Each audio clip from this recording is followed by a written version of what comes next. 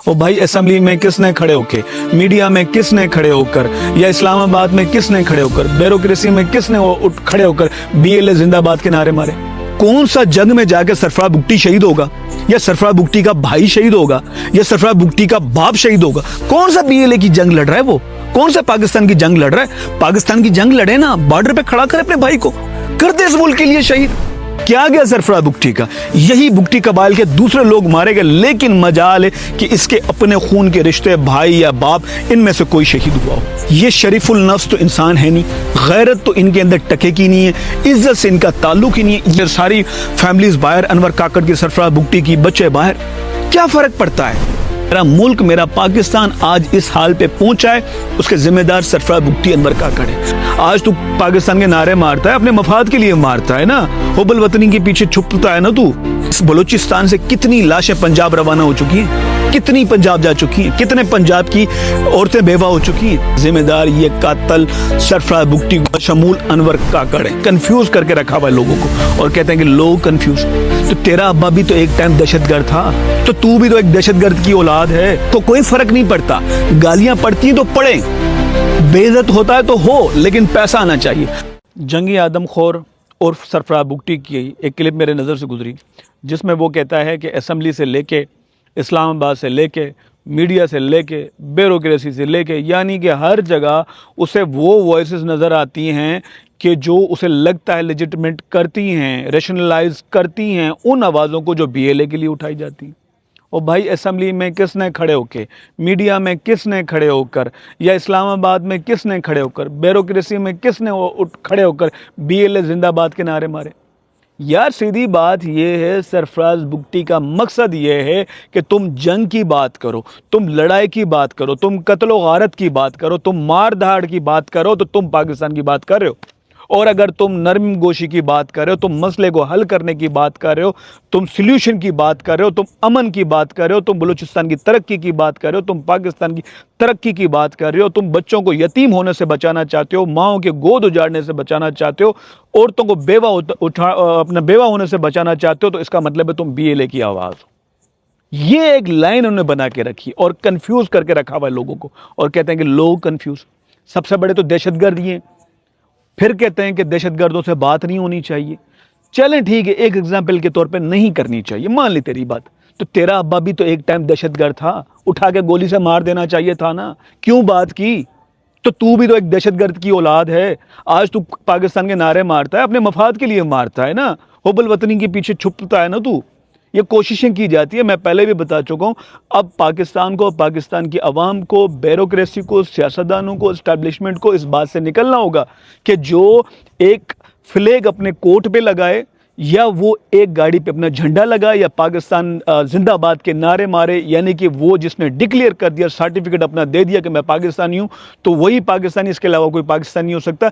ये कॉन्सेप्ट, ये चीज़ें अब हमें हटानी पड़ेंगी, ये चीज़ें अब हमें निकालनी पड़ेंगी और इन चीज़ों से बाहर आना पड़ेगा। ज़रूरी नहीं, हुब्बुल वतन ऐसे हैं जिन्होंने अपनी हज़ारों जानें पेश की, कुर्बानियाँ उन्होंने दी, ठीक है। जब से सरफराज भुट्टी, अनवर काकड़ अगर कामयाब और काबिल पॉलिसी इनकी होती, जब से इनकी सियासत की शुरुआत हुई है, मुझे बताएं जितने दौर के आर्मी चीफ थे, सबके क्या तारीफ़ों के फूल इन्होंने बांधे या नहीं बांधे? वही फैज़ अमीद के भी क्या इन्होंने तारीफ़ों के फूल बांधे या नहीं बांधे? ये फैज़ हमीद वो था कि जिसकी हम डे शुरू से मुखालिफत करते थे। शायद हो सकता था उसके या उसके चेलों के हाथों शायद हमें 10 जगहों पे तकलीफ़ें भी पहुंची, हमने बर्दाश्त की। सरफराज भुट्टी तो उनके गोदों में बैठने वाला शख्स था, ये तो वो लोग थे। आज सरफराज भुट्टी बात करता है मारने की, बात करता है, क्यों? उसकी रोज़ी चलती है, उसकी रोटी रोटी चलती है। अगर बहरान होगा ना, आज वो CM शिप को क्या करना चाह रहा है? आज क्यों होम मिनिस्ट्री लेने के लिए कोई तैयार नहीं? क्योंकि इज्जतदार बंदा डरता है। वो एक शर्त पे कहता है मुझे इतने वसाइल तो, मैं इतनी करप्शन करूं तो मैं जो है वो वजीर दाखिला की सीट संभालूं, ताकि मैं अपने असाल, अपनी फैमिली को बाहर शिफ्ट कर सकूं, वरना कोई तैयार नहीं है। अच्छा, जंग होती है तो सरफराज भुट्टी का जाता है क्या है? किसने मरना है? अफवाज ने मरना है ना, पुलिस ने मरना है ना, ठीक है ना, फोर्सेस ने मरना है ना। कौन सा जंग में जाकर सरफराज भुट्टी शहीद होगा, या सरफराज भुट्टी का भाई शहीद होगा, या सरफराज भुट्टी का बाप शहीद होगा? कौन सा BLA की जंग लड़ रहा है? वो कौन सा पाकिस्तान की जंग लड़ रहा है? पाकिस्तान की जंग लड़े ना, बॉर्डर पे खड़ा करे अपने भाई को, کر دے اس ملک کے لیے شہید, عظیم انسان بن جائے گا, وہ پاکستان کی تاریخ میں یاد رکھا جائے گا. ہاں, جو اتنی بڑی جنگ میں, جو جنگ کا گڑھ تھا ڈیرہ بگٹی, اس گڑھ کے اندر سرفراز بگٹی شہید نہیں ہوتا, بہت اتفاقی بات ہے. والد صاحب اپنی موت آپ مرتا ہے, وہ شہید نہیں ہوتا, بیٹے شہید نہیں ہوتے, ساری فیملیز باہر, انور کاکڑ کی, سرفراز بگٹی کی, بچے باہر. کیا فرق پڑتا ہے؟ لاشیں جائیں گی. آج تک اس بلوچستان سے کتنی لاشیں پنجاب روانہ ہو چکی ہیں, کتنی پنجاب جا چکی ہیں, کتنے پنجاب کی عورتیں بیوہ ہو چکی ہیں, کتنے بلوچستان میں بچے یتیم ہو چکے ہیں.